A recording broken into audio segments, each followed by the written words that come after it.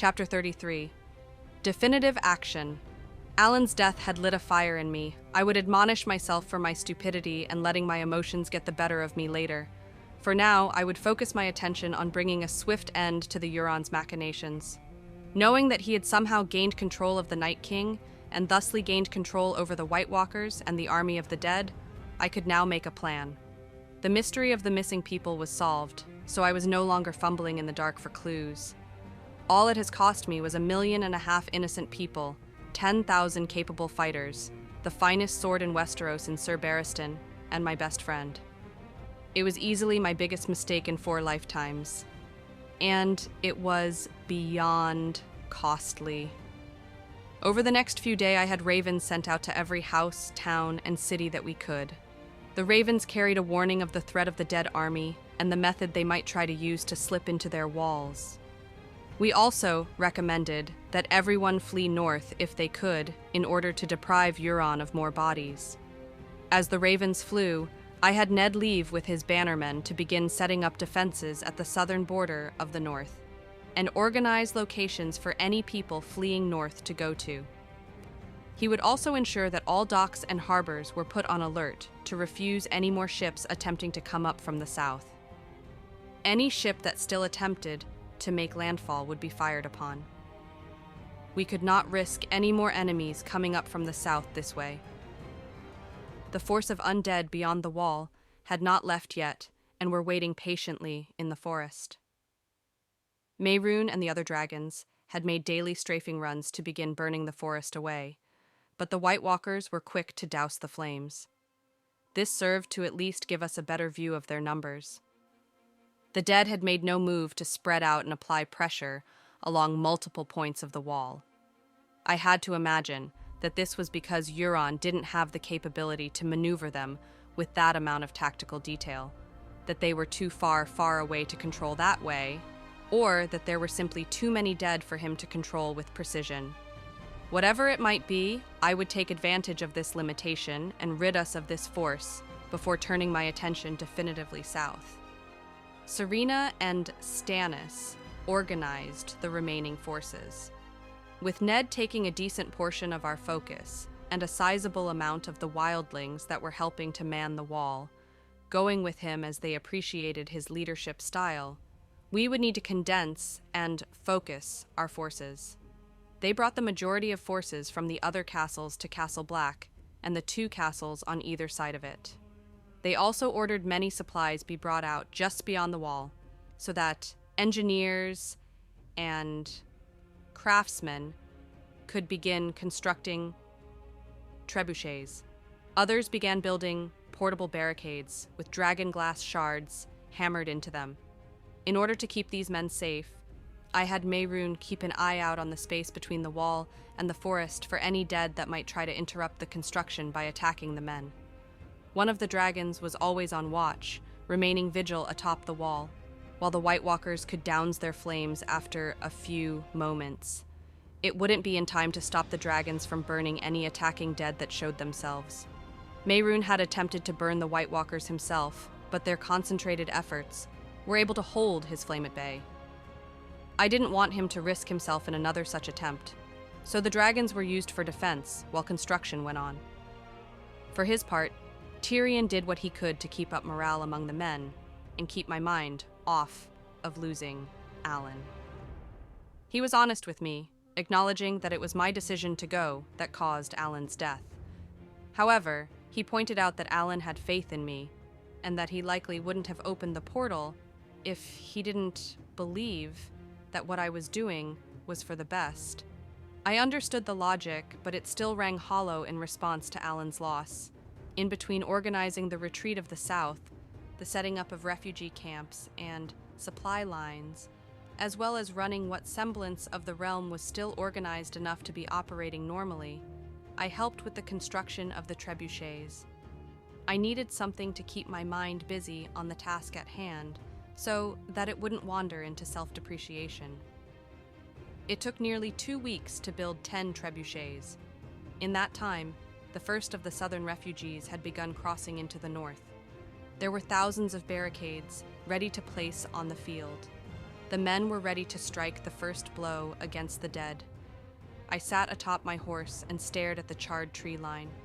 I could see the dead standing there, almost waiting for us to charge in. The wind bit at us, reminding everyone of the dark fate that awaited us should we fail in our effort. "There's only 10,000 of them," Serena said in a chipper tone that was reminiscent of something Alan would say to alleviate some of the tension. Robert smirked and chuckled. "I like those odds." He was right, of course. I was actively using my stone sense now, watching for the smallest tremor from the dead. Even if they stood perfectly still, the wind hitting them was enough to send some amount of movement through them to let me know precisely where they were and how many there were. 10,000 was a rough but accurate estimate, and the odds were certainly in our favor. Even with Ned taking the northern forces and a sizable percentage of the wildlings, we still outnumbered the dead by nearly 1 to 100. The odds were in our favor, of course, but that didn't give us the right to treat this battle as if it was something easily dismissed. My face was set in a scowl. I was still angry and hurt from Alan's loss, and while I could appreciate Serena's attempt at levity, it simply couldn't break through the wall of anger and self-loathing that I'd put up around my heart. "Signal the advance," I growled. Serena looked at me, concern and pity clear in her expression. She hadn't been as close to Alan as I had been in our first life, but she understood the pain his loss had caused me. She turned and motioned to one of the commanders. "Advance."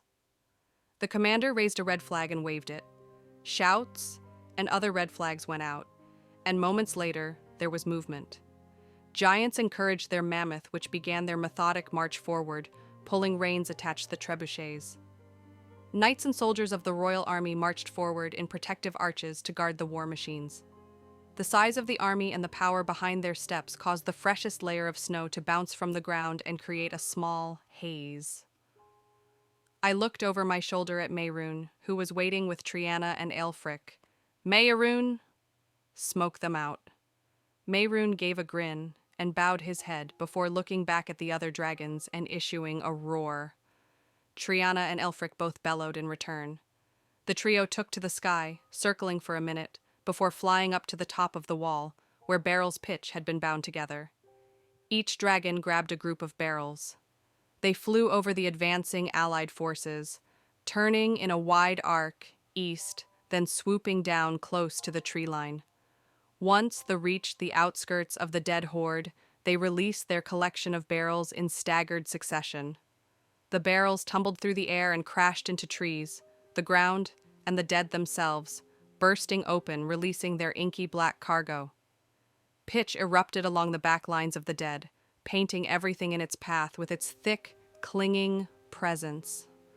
The dragons climbed into the air, then dove back down from different angles, belching fire in a large, strafing run. The pitch ignited in a flash, creating a dancing wall of fire. Steam rose as the White Walkers attempted to douse the flames, but it was no use. A flame might be snuffed out, but they wouldn't be able to put out the pitch permanently. As soon as their efforts stopped, what flames hadn't been put out immediately relit the entire area.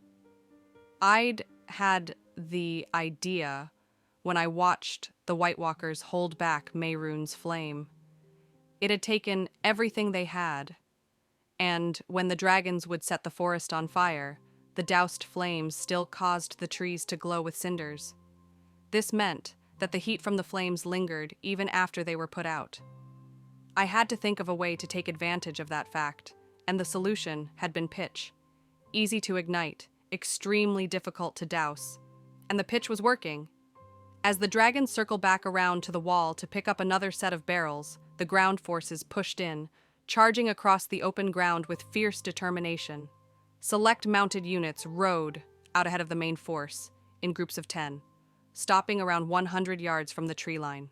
They began setting up the dragonglass barricades, quickly securing them into the ground in a formation that would encourage the dead to funnel between them. Once the barricades were set, the men rode back to join the formations. The pitch fires were already pushing the dead toward us, though the White Walkers seemed to be holding the majority of the horde. back. They didn't seem to want to engage at all. Then came the second volley of pitch from the dragons. The light from the fires flared, and a rattling cry echoed from the woods as the dead surged forward. They burst from the tree line like a scuttling tide, dashing across the open ground with heartless, rapid abandon. Serena, Stannis, the Queen's Guard and I dismounted and drew our weapons. I raised my hammer into realm and with a magically enhanced voice shouted as I led the charge forward. For the Iron Island! For King's Landing! For the realm! A storming roar at my back was my response as men charged forward with us.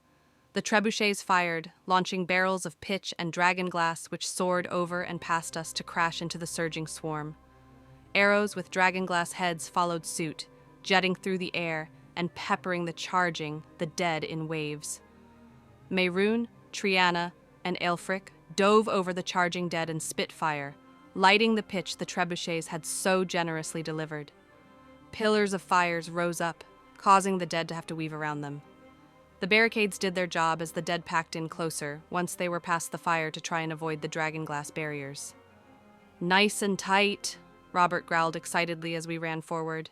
Just the way I like it.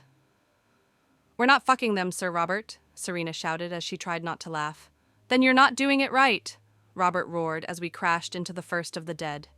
Robert turned into a storm of fury and steel, his dragon glass warhammer turning any of the dead who came close enough into a burst of blacked debris. The Queen's Guard set to work, showing why they were the best in the realm, carving through the ranks of the dead with ease.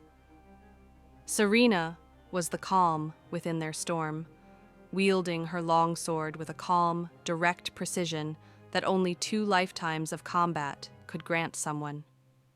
I waded into the charging dead with my warhammer, shattering anything that dared come close. There was no need to parry or block, no call for ripostes or feints. The dead charged headlong into my swings, and I thanked them by showing them my full strength. My hammer hit dead flesh so hard that they exploded, sending shards of their remains flying through those behind them. Other soldiers joined the fray, adding their efforts to our own. We fought under a canopy of constant arrow fire, trebuchet bombardments, and angry dragons. 10,000 dead were whittled away in quick time as the dragons continued to force them out of the forest by dropping pitch along their backlines. Eventually, the White Walkers made themselves known as they strode out of the woods, while trying to keep the fire at bay. The last of their forces continued to charge forward, while the Queen's Guard, Serena and I, pushed toward the handful of White Walkers. The silent sentinels commanding the head stood ready to face us with swords made of magical ice. They stomped forward with all the implacable purpose, ready to face us. I engaged one, parrying downward slice with a wide, 2-handed grip that allowed me to immediately counterattack, plowing the Valyrian steel head into the walker's ribs. The walker jumped back, only just barely getting out of range of the swing. My eyes widened as he was faster than I anticipated, thrusting his sword forward as I recovered from my swing. I twisted my hips, wrenching my body to the right so that I could parry the blow with the handle of my hammer, shoving the blade aside. I used the momentum, turning my turn into a spin. As the White Walker recovered from the deflection, I whirled around, bringing my hammer low. The head of my hammer found purchase behind the walker's knee and pulled his leg out from beneath him. The hammer burst through the back of his knee, causing the monster to shattering into a cloud of ice, even as it tumbled down to the now covered dirt. With my walker dead, I immediately moved to join Serena and help her. The walkers themselves weren't especially skilled fighters. Faster than you might think, much stronger. But skilled fighters? Not particularly. John had the most trouble with the walker he had engaged, but brought it down with little enough trouble. It was true, however, that he was more skilled in this timeline than he would have been in the original story, but even then, he managed to scrape out a victory against a walker. The rest of the dead were already being dispatched by the army, and we were able to finally let down our guard. It hadn't been more than an hour, adrenaline was still pumping as I surveyed the battlefield. The scattered remains of the dead were scattered across the snow. To my surprise, there were only a few dozen fallen soldiers. It was a victory, and a cheap one at that. Overwhelming numbers combined with superior tactics and strategy had won the day. Mehrunes and the other dragons continued to circle the skies for some time, just in case there were any remaining dangers. I began to march back towards the wall, the others following me as the soldiers finished off the remaining dead stragglers. "Give the men 2 days to recover and send word to the other castles," I commanded. "We ride south. I will not leave Lord Stark alone in assisting our countrymen in their plight." "What about Euron and the rest of the dead?" Serena asked, her breath coming in gulps as she tried to bring herself down from the excitement of the battle. "I'm on alert now," I replied. "I know precisely where they are. He'll come straight at us. They already had more numbers than we did when we first encountered him. He has no more need for tricks or distractions. His numbers will swell as he comes at us. Our only thought must be preparing the battlefield." Serena nodded with resolve. "I'll have the trebuchets dismantled and brought with us. The mammoths can carry them. See it done." I nodded in agreement. "Euron will pay for what he's done.